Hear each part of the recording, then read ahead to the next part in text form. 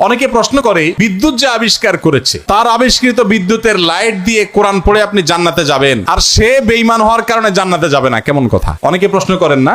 অনেকে প্রশ্ন করেন এই টাইপের আরো অনেক প্রশ্ন আছে, আমি আর উদাহরণে যাচ্ছি না, একটা দিয়ে আপনারা আশা করি বুঝতে পেরেছেন। খুব ইন্টারেস্টিং প্রশ্ন কিন্তু। যার বিদ্যুতের আলো দিয়ে কোরআন পড়ে পড়ে আপনি জান্নাতে যাবেন, সেই বিদ্যুতের আবিষ্কারক তিনি শুধু মুসলিম না হওয়ার কারণে জান্নাতে যাবেন না, কেমন যৌক্তিক কথা? আপনারা অনেক সময় দেখবেন সোশ্যাল মিডিয়াতে কোন অমুসলিম খেলোয়াড় মারা গেছে বা অমুসলিম কোন বড় স্টার তারকা মারা গেছে, তো লেখা হয় RIP, রেস্ট ইন পিচ। এটা লিখলেও হুজুররা বাগড়া বাঁধে। হুজুরদের জ্বালায় আসলে কোথাও থাকার উপায় নেই। তো RIP লেখছে পোলাপান, সেখানে হুজুররা বলে না, জায়েজ নাই, একজন অমুসলিম তাকে কেন আপনি রেস্ট ইন পিচ বা জান্নাতে আরামে ঘুমাও এটা বলতে পারেন? এই যে প্রশ্নটা, এই প্রশ্নটার অনেক টেকনিক্যাল উত্তর দেওয়া যায়। আমি একটা সংক্ষেপে খুব সহজ উত্তর দিই। আমি খুব সাদামাটা মানুষ, একজন টিপিক্যাল হুজুর, আপনারা সব শিক্ষিত মানুষ। দেখেন,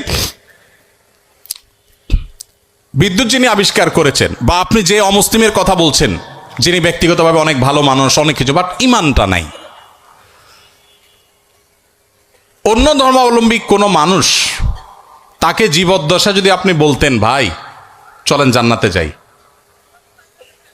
তিনি কিভাবে নিতেন এই কথাটাকে? আমি কি বোঝাতে পারি নাই আপনাদের? একজন অন্য ধর্মাবলম্বী, ধরেন একজন খেলোয়াড়ের নাম বলেন মুসলিম, মেসি, আপনি তো যায় বলেন মেসি ভাই চলো এসব বাদশা দিয়ে চলো জান্নাতে যাই, আপনার এই কথাটা কি সে ভালোভাবে নিবে? নিবে?